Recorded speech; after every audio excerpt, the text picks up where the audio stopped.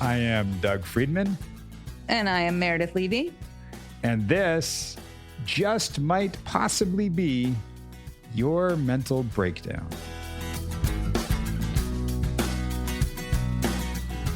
And it might just possibly be on Patreon. It is on Patreon for sure, because how else would you be hearing it? Just for you, our patronage. Patronage? Our patrons on Patreon. Patron. Oh, man. Yeah, right. That's what they call it. Our friends. Yeah. Our pals. Yep. Do you know what, Doug? I don't know what. I have a feeling you're going to tell me what. Tell me what. My birthday is in December. It's coming soon. I think you guys all know. I don't know if you know, but I celebrate my birthday in full force because it's fucking happening no matter what. It is happening. So give me presents. Red velvet cake's my favorite. Whatever. Just adore me, shower me with love and affection. It doesn't have to be material. I mean, kind of, but it doesn't have to be expensive. You can pick me a flower and leave it on my door. Just anything. Sure. That's it. My sister mentioned it earlier today, made me think of it because I was like, well, okay, sad story. So I read on my... Really? You're going to go from birthday to sad story like that? It's not an actual sad story. Okay. But I read nonstop and I read on my iPad because I read too much to try to keep up with books, actual books. Oh, that is too sad.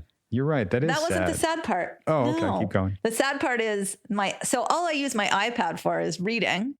Oh, I know this story.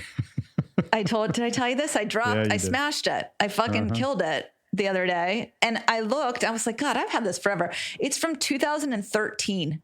Yep. And I was like, oh my God. So now I'm like, well, I don't know what to do. What do I get? Do I get a new iPad? And I was like, I'll just get a new one. I look and they're fucking expensive.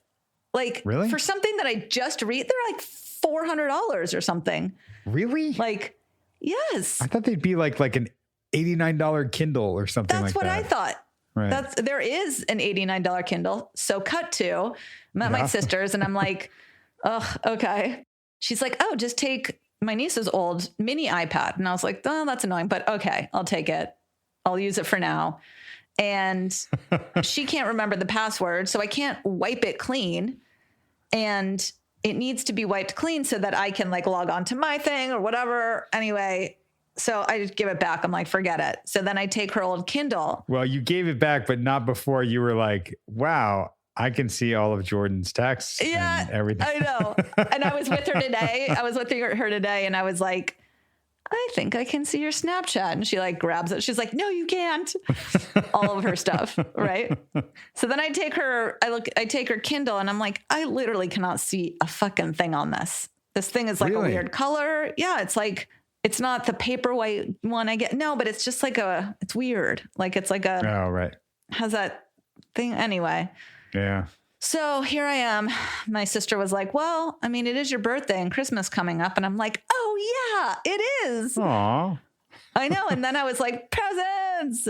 Because my birthday is 1 week before Christmas, which unless you're going to get me something great, don't give me a twofer. I know I've said that here before, but. So anyway, I realized as much as I love long sunny days, I do also like the fall and the winter of Christmas and my birthday. The winter of my discontent. Yes. Yeah, I'm the same. Being an early January birthday, that people have the fatigue of, we just did Hanukkah, we just did Christmas, we just had New Year's, and oh yeah, happy birthday, Doug. Like, what? No way. That's what I started celebrating, or my mom did this, celebrating on the half birthday. So I had a birthday party in July. I can't believe that. So we could play sports and be outdoors, because of all the, That's amazing. Snow that we get here in Los Angeles in January. So true. Right? Yeah. No, we just get gorgeous weather. And that's, it's fun, I think, it almost being Thanksgiving, that it'll be Thanksgiving and everybody's celebrating Christmas. And it's like, cool, we're still wearing shorts and jumping in swimming pools. Always. Speaking of jumping into swimming pools, shall we jump into this session with Drew? Good segue. Yes, we should. All right. Well, let's jump in and we will jump back right after. I got no more jump references. We'll be back. Bye.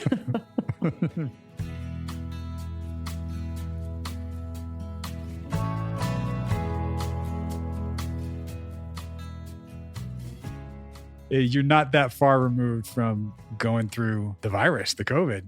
You look good and you're smiling, but tell me health-wise how you're actually feeling. I feel okay now. This morning's been okay as far as like physically, and my flu symptoms are gone. You know, I still got a little bit of a cough, nothing crazy. And you mentioned while you had COVID actively, you were talking about getting that sort of brain fog, that cloudy feeling. Is that totally gone or still like a little hazy? I think it's totally gone as far as like a symptom. Now I'm dealing with more of the getting back into talking to people. Yeah. I don't think it's necessarily a neurological like anything. It's just me being uncomfortable talking to people again. Right. Out of practice a little bit. I mean, that's a lot of us are feeling that. Like I've been hearing from a lot of people, like I'm a little nervous about when things are back, not back to normal, but when we're able to get back to work and do things again. Like, I don't know how I interact with people anymore. Like I'm so used to just my own little bubble. Mm-hmm. Mm-hmm. Tell me a little bit about weed, because I know, I mean, you've had a love relationship with it. And during the time you had COVID, were you smoking at all? Yeah, I was. But I felt super confident in saying no, which was very refreshing in the last 2 weeks. Because that's all I've been doing. You know, I've been sitting trying to be entertained, watching TV, smoking and chilling. And so it kind of felt good to rip that Band-Aid off and get into it.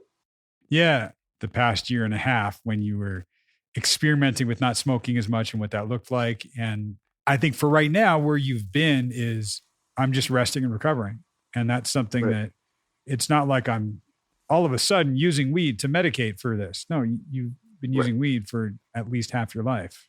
I definitely was immersed in that subculture for my high school days because I almost felt like I more belonged in it than anything. Right.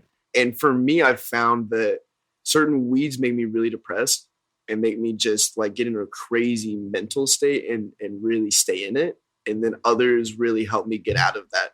I think that's my struggle and kind of not knowing. It's interesting because it's becoming more accepted, not just legalized, but accepted. That's just what a lot of people do. Socially. Socially accepted. Exactly. For you though, you're so used to it and it's something that's almost second nature for you. I always wonder, what would it look like without it? As a therapist, I kind of look at, is it getting in the way of anything? Is there somewhere that you want to be? And whether it's something that you want to achieve or a way that you want to live or, you know, wherever you want to go, wherever you want to be, is it preventing you from getting there or making it harder to get there?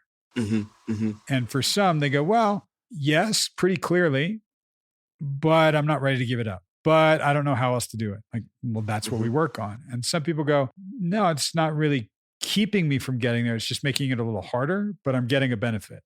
Okay, what's the benefit? And my goal is not to get you off of weed. Right. It's to get you as clear a mind as you can have, to have as full a heart as you can have. You know, we talked about that. I mean, you even used that phrase. That's the name of my practice. And you freaking used that phrase on me. Yeah. There were times when you weren't smoking as much and you were like, oh man, this clarity is amazing.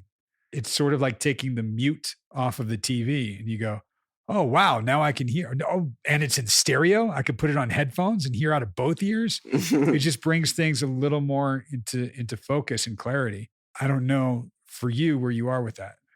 And it's funny because I think about this a lot. I kind of go back and forth on it a lot. I think honestly for me, there's benefits and not so good things with weed in my life.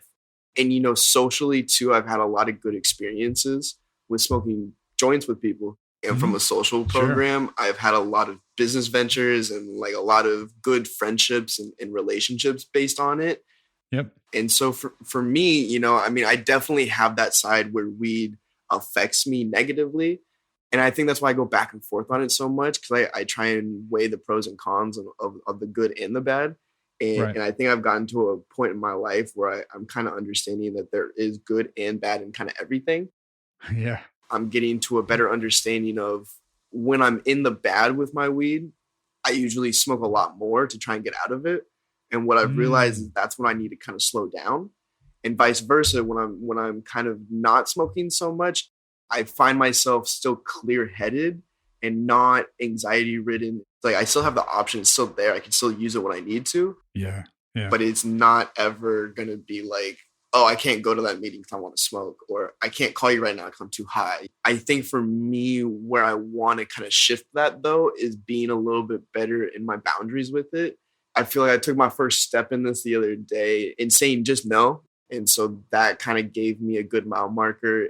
I'm trying to put like a time limit on myself of saying, hey, I'm not going to smoke before 3:00 in the afternoon. And usually when I do that and kind of put parameters around it, it kind of lets me get into my routine a little bit better. And I know we mentioned that last week, but if I have kind of something to look forward to at the end of the day, it's kind of like a big pat on the back for me. And so it's little wins like that I see with weed directly affecting me. It's interesting. I like how you said it's putting parameters and boundaries on it. Like, here are the times when I don't want to, and here's what I do. It's looking at what's in your control and what's not. Mm-hmm. If you can control how much or when, great. I think people, they incorrectly think that they need to be completely sober, like not smoke at all. Mm-hmm. And I've been there. Right. And for some that's legit and that's true. And they actually do need to maybe go to a program, a 12-step thing or something. Like, no, it's a problem. If you know that about yourself, if you have that addictive personality, then you've got to, do something about the addiction. For you, I hear it more as habit. Mm-hmm. It's just such an ingrained habit, which has been there for over a decade now.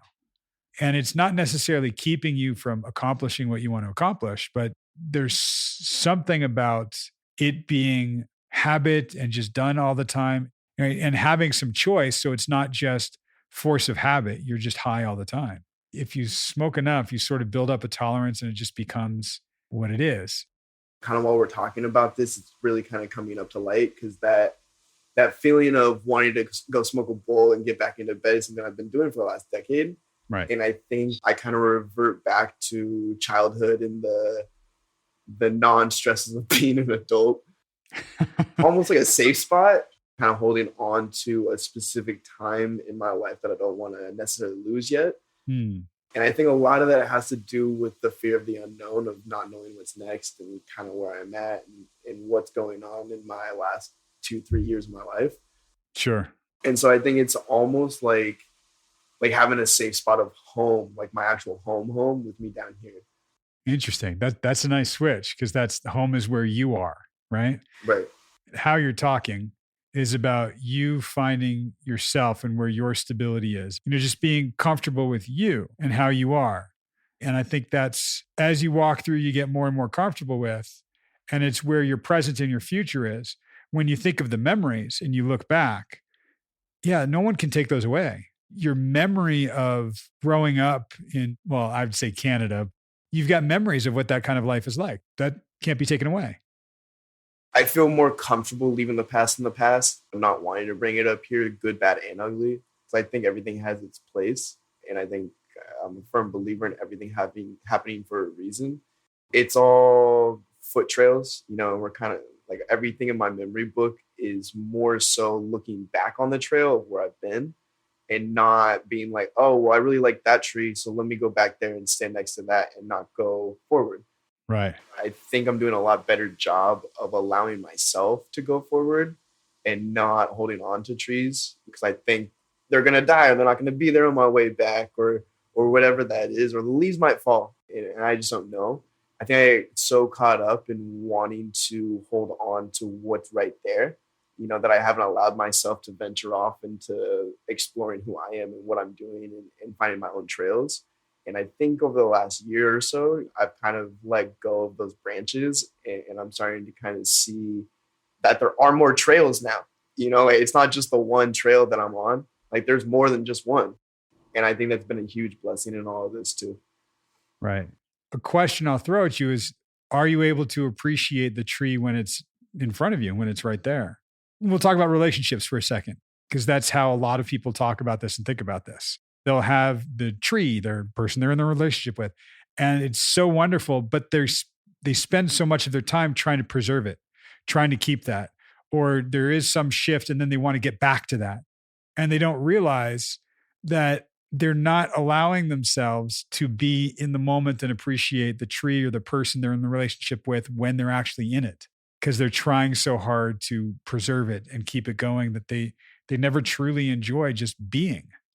So going back to my chameleon of wanting to involve myself in other people's lives, I get the perception of wanting to preserve everything in my life has really taken a toll in the sense of like, I'll now plug into what's important to somebody else, and that's important to me. So now I need to stay in that tree because somebody else is looking at it, right? And so basically what it was saying was I'm taking the time to appreciate my trees and appreciate it with other people too. We can both share that tree and look at it and be there in that moment and appreciate it and hold on to that. I try to hold on to everything, and it was too much. And I couldn't take on everything. And now that over the last year of building self-confidence or starting to and kind of venturing into what I like doing, I've kind of understood that I'm slowing down to appreciate the things that I want to appreciate. And sometimes like a Venn diagram, those overlap, and that's awesome. I love sharing those moments. But I'm also now in my own circle for the first time and not staying in the middle of that Venn diagram and really allowing myself to experience these moments genuinely and still being able to continue. I'm going to use this example right now. Right now, you're in a relationship with a girlfriend and she has a son. That's where you are right now. I'm in a relationship with a woman and her kid. That's this tree. Sometimes we can get so caught up in, am I going to get married to this woman? Are we going to have a life together? Where are we going to live and what that's going to look like?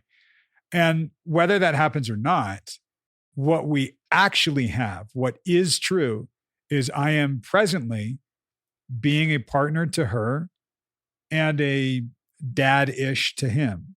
I want to make sure that you don't get so caught up in that role and that section of the forest, that's what needs to be preserved because that's what she likes, what just feels good to be a provider to them and a partner with them.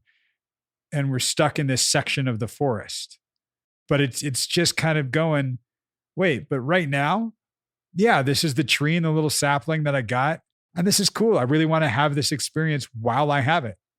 Yeah, exactly. And I think that same mindset is kind of how I've been in this relationship of the right now and not future tripping or not past tripping.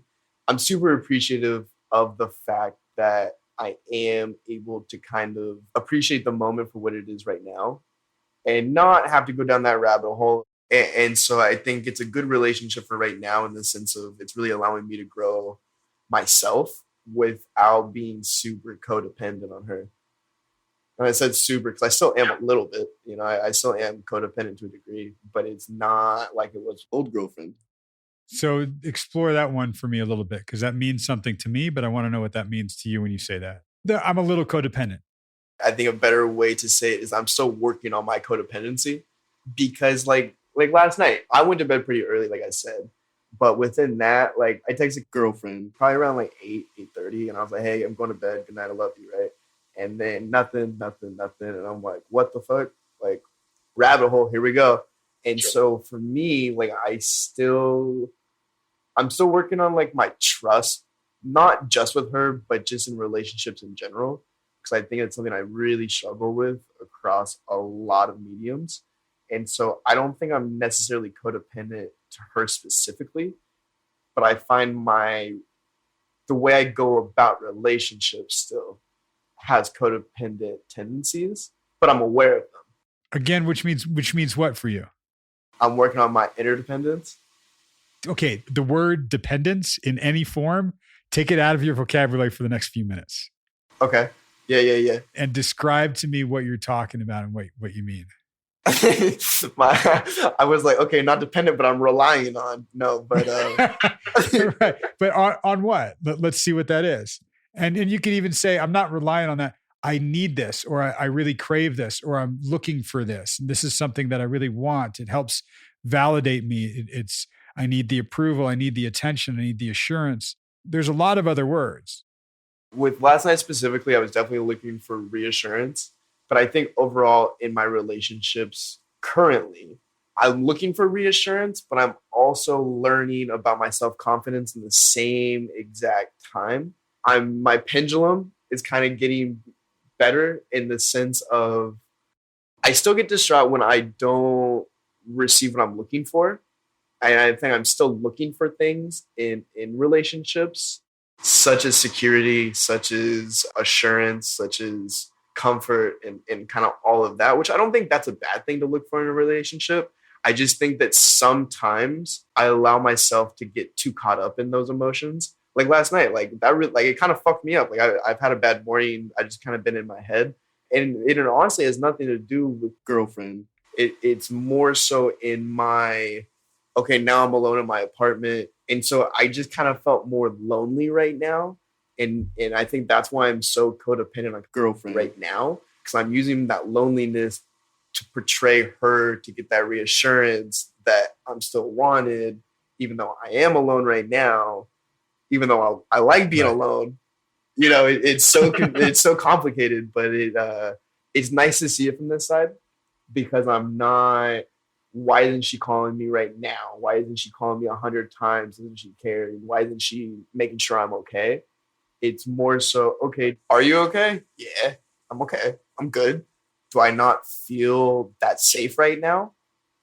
Sure. You know, I don't feel that great as far as like all of my relationships across the board. I more so feel right now that I feel lonely. I needed and I wanted to feel that assurance of, yeah, you still love me. And I went about it in my old way, but I saw it.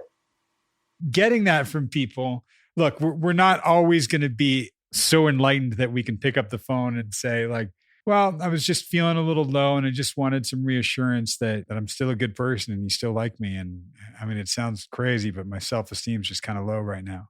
We don't talk like that. What you're actually kind of describing, and why I like taking the word dependence out, is not in the unhealthy way where you are nothing and you cannot survive unless you are fed this from them. Then any little morsel they give us is going to nourish us, which it won't. We'll be malnourished, but we'll take the breadcrumbs and think that I just got a foot long at Subway and this is fantastic. It's not that. And that's not enough, because then we'll keep seeking more and more and more, which is what a lot of the relationship with old girlfriend was like. She gave you just enough to keep you going, but it didn't really feed you. And the way you're talking about it now is not seeking it for that reason. I need some support. And it might be, I'm not so much like still a little codependent. It's no, I still need support. And that's okay. I'm not looking for crutches with two good legs. I'm looking for someone to just lean on a little bit till I get my footing and then I'm good. That's a big difference, man. And a big switch for how you've been. Because you've, I think previously the Vader in your head was telling you, you can't do this or you're not good enough unless you have this person attached to you that you're doing good for, that thinks you're good. And that word good is like, well, what does that even mean? Right. Well, it's very opinionated, and like my good and your good and everybody else's good is probably way different. Right. And looking for support and reaching out for it is a strength. I say this to you all the time. Day one, you were talking about your vulnerability. Part of vulnerability is knowing when you need to lean on something or someone and getting that strength. And it's okay. And that's what we have certain partners and certain friends for. I think the struggle for me right now is the trust, not necessarily being all the way there in my life, you know, across the board for my relationships. And I think the struggle for me in my loneliness right now is that exactly of not having that person. I don't want to be codependent on her to make me feel not alone. I was in a funk this morning and I'm trying to kind of explain what that looks like to girlfriend, in the sense of, it's not that I don't trust her. I just don't trust anybody right now. It has nothing to do with her or anything she did or anything she said or anything like that. And it's more so along the lines of like, now that they haven't been there for me, same with most people in my life, I'm usually the person that reaches out. I think my life is my project right now. And I think I'm trying to understand the boundaries that I have with trust. And it's such a big issue for me right now. And I think it always has been. I just think right now I'm finally ready to kind of tackle it. more so in the sense of I'm afraid of being vulnerable. Not that I'm going to get hurt. Like, I'm not worried about that necessarily. It's just more so I just don't trust people. And I don't know why. Sometimes it's because there's a certain thing that we're lacking and we're looking at others to fill what we're lacking. If I'm lacking confidence, I want somebody that's going to help me boost my confidence. If there's somebody that goes, yeah, I don't know about that, then it's going to totally devastate me. And it's finding a little bit of balance in that and finding your people. And it might not be one person. We all have that. We're going to feel insecure sometimes, and we'll want to go to people to find little hits of that. And it's what I would call support, not codependence. And for you, it's where can you get support? I would stop trying to find it in one person and look for different people for different things. One of my 3 words that I've been kind of thinking about, I think one of my big 3 words for this year was community. My little village of idiots is kind of like my community and my little island of misfit toys. And I think that's kind of where I'm striving right now. And I think you're right. I've been trying to do a better job of not spreading out my issues, but like going to different people for different things. And I think that's another thing that a big lesson I've learned this year is not having to spew everything to one person. And I think I've done a lot better job of being able to compartmentalize my thoughts and kind of put out what I want to put out. I know I just had to keep going through that because I needed that. No, you nailed it. Yeah, I needed it. But it's really kind of given me the strength to be able to find the self-confidence that I am okay, but I still need that. I still need that help. Well, I'm turning these 4 on. I need you to help and turn that one on. Yeah, absolutely. And that's totally fine. The Island of Misfit Toys, you're a misfit toy too. For sure. That the imperfections is what makes us so unique and so special. I'll go a little meta for a second here because you did something, you and I just pointed to each other and had a moment as you said it, but it was such a cool fucking thing because there was a word that you used months ago that you got stuck on. You couldn't say it correctly. I don't think it made it onto the podcast because I think we edited, you struggling through it, just used the word, which is the word compartmentalize. I mean, you literally like stopped on it and we talked about that word and how to think about it and how to pronounce it for a minute. And this is not the first time you've done this. You did this. I think this is 2 or 3, honestly. Like I got a couple of these down. Right. And it's so cool because you just said the word, little hesitation, but you got it out. And when you said, well, I just had to keep going. Right. And you still said the word. And look at the progress. Look at how it was a word you couldn't approach. You were saying wrong. Yeah. You it took something in you to just say to me like, yeah, I could never pronounce that right. How do you pronounce it? And we stopped and talked about it. You worked on it. Now look at you. You're just throwing it out and it doesn't come out perfectly. It doesn't need to. It came out and you were like, that look that we shared and we pointed at each other right after you said it, and you're nodding and smiling right now. I mean, what do you, just that moment, let's take that for a second. One, I think it's cool that we can celebrate such a small win and have it feel so big. That's a cool pat on my back. That kind of shows where I've been this last year. It feels really good to look at stuff like that in real life, real time. This is actually happening. I mean, you can put that exact specific scenario and kind of throw it into a bigger umbrella. And you kind of see that across my life right now where it's really exciting.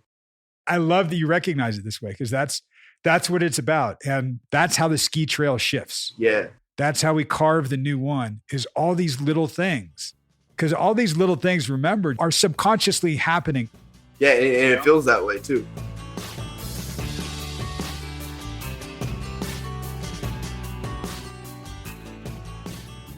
And we are back. We are back. And it sounds like Drew's back too. Oh my God, that was so cornball. Drew's been back. What are you talking about? Back. I'm like in better health. His COVID is That's true. better. He was, oh God, yeah. And he was still like a little sick. Like he looked better. Yeah. And we took a minute, like we cut some stuff about how he was actually feeling, but it was still a little fluey, like getting over the flu, but he's also still in that. I think we talked about this last week with him, like still a little hazy. Yeah. Just things are like, Yeah. He said, and I think what you guys touched on in the beginning of his, more than anything is his thing is trying to get back into talking to people. And it's funny, a year later, Drew, I'm still not comfortable being in the world completely. And I'm not back at the office yet. So this is like a year later, he's trying to get back to talking to people. It's like, I guarantee he didn't imagine a month, 3 months, 6 months, 9 months later, we'd still be cut off from people for a lot of things. Right. Yeah. And wild that it's not just cut off from things, but just out of practice. And especially with where he's feeling now, like a little like hazy and this, that. And as soon as he was talking about things that way, like, oh, so he's a little out of his comfort zone, feeling a little hazy. That's why I asked him about the weed. I was like, it's interesting when you've been smoking like daily, or when people have been smoking daily for so long, and then they take a break and they don't. It's like, oh, wow, clarity. Oh, this is weird. What is this? This is clarity. This is interesting. Yeah. Or scary, or I don't know how to act, and we need our comfort. So it was interesting being able to kind of like poke at that a little bit. I love how you were like, well, did you smoke weed when you had COVID? He's like, yeah. I was like, all right. Right. Well, I was thinking about it. Like, would I have drank if I had COVID? I don't know. I mean, logic says no, don't do that. Your body is trying to heal itself. But right. Sheer fucking boredom says maybe. I already feel shitty. Like, who knows?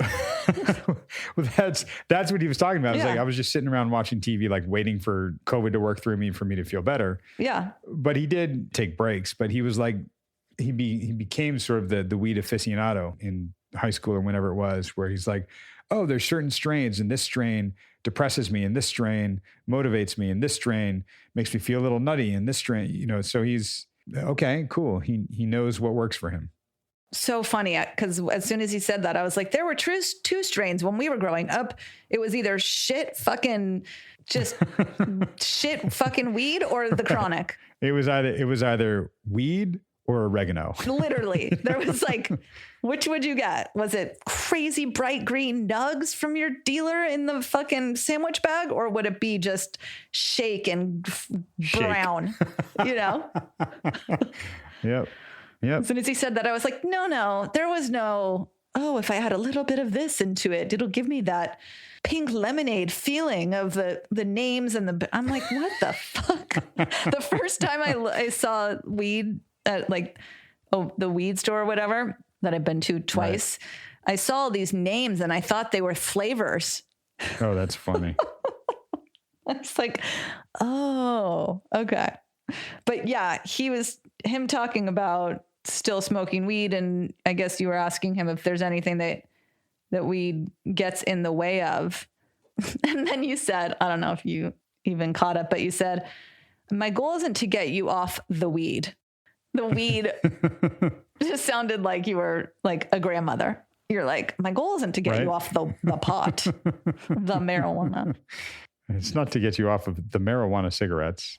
Right. But you guys did talk about the difference between habit and addiction, which I think is so important when it comes to weed and people realizing there's no physical dependence.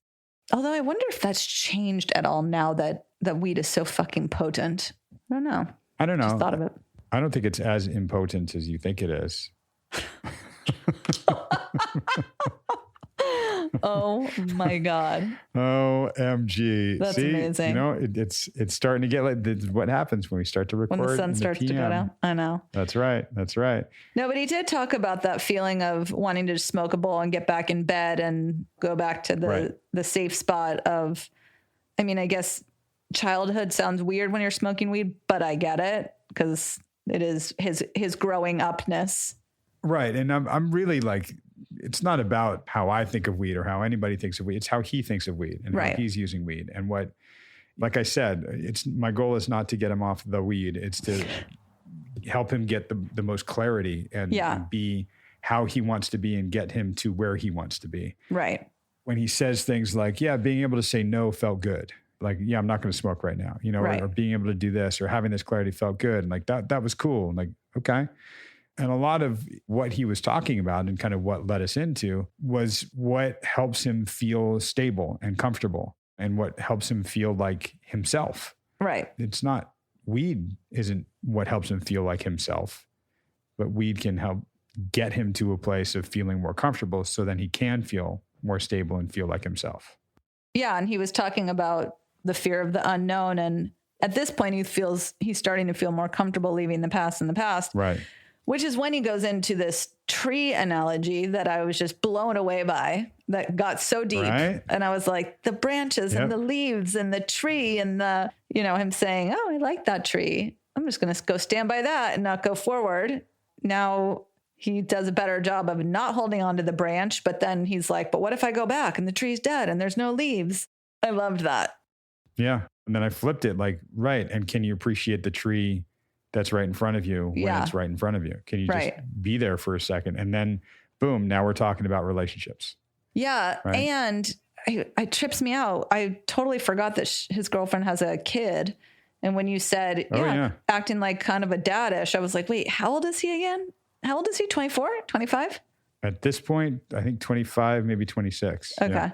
I was like, oh my, that is crazy. Oh yeah. Does she have the kid full time? No, the dad is still somewhat, I think they go back and forth. Right. So, yeah, but I was just like, oh, wow, that's a thing, being whatever, sort of stepdaddish. But yeah, talking about being present in the relationship as opposed to focusing on what might happen, or what did you call it? Oh, preserving it, trying to preserve it, or what may happen or what's going to happen, as opposed to just being in the moment.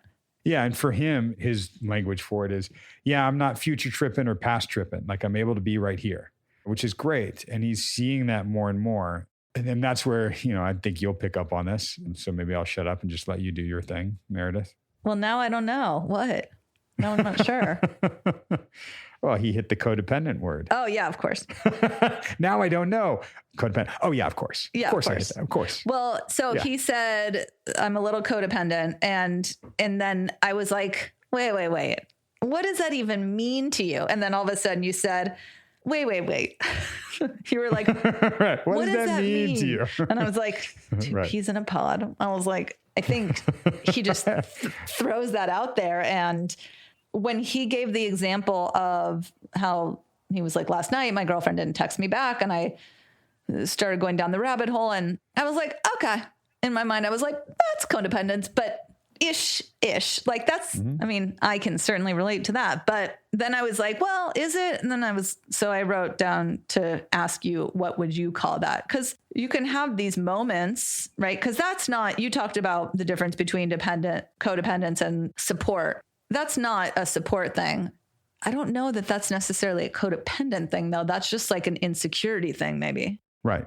Exactly. Or a fear. Something that I busted on you in recent weeks, like my well-being isn't dependent on your reaction, or it doesn't depend on you. My life doesn't depend on yours. Right. And it's nice to have yours in mind, but it doesn't depend on it. Right. And I love that little exchange with him when I said, well, what does that mean to you? And he'd say, well, I'm working on my interdependence. I'm like, okay, what does that mean? I was like, anything with dependence in it, like take it out.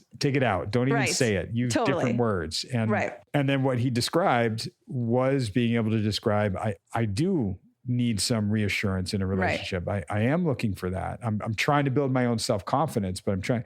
So just him describing it, it makes it more tangible and something we can work on and point towards. If you just say, I'm working on my interdependence, so I'm not so codependent. Okay, cool. Right.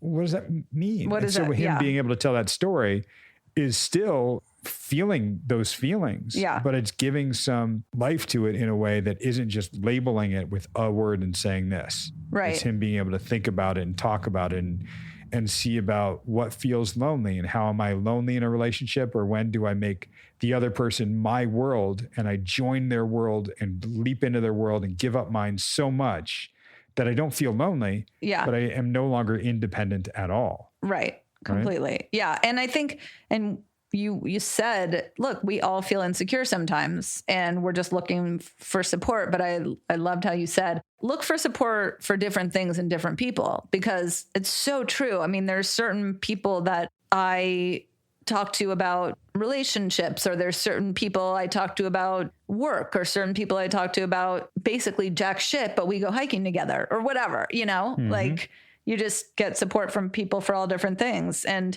totally. Going back for a minute, he said that he's still struggling with trust. And then he said he doesn't trust anyone, not just his girlfriend, but And I was like, why? I wrote why. And then you were like, why? And I feel like, I don't know how much he actually knows that answer. I was wondering, is that actually true, that he doesn't trust anyone?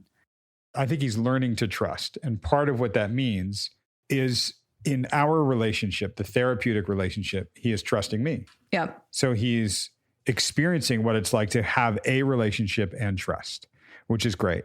What I'm really trying to highlight for him is the trust he has in himself, right? What he's looking at is, where can I have boundaries and have that be okay?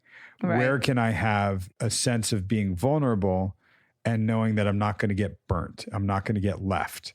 And it's letting that be okay for me.